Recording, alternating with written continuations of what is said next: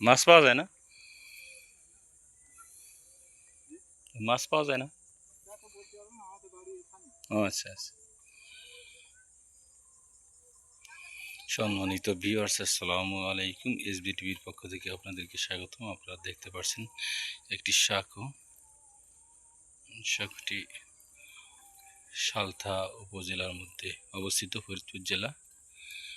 বাহির দিয়ে এবং রামকান্তপুরের সংযোগ স্থাপন করেছে।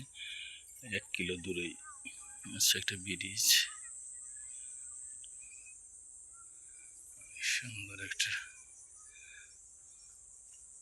এই আগেকার যুগে মানুষ এভাবে পার হতো, রাস্তাঘাট যোগাযোগ ছিল না। এখনো আছে এই আধুনিক পারাপারের ব্যবস্থা। যুগে এখন আধুনিক পারাপারের যুগের ব্যবস্থা এখনো চারটা রয়ে গেছে। ধন্যবাদ সবাইকে। আসসালামু আলাইকুম। সবাই আমার চ্যানেলটি সাবস্ক্রাইব করে দেবেন।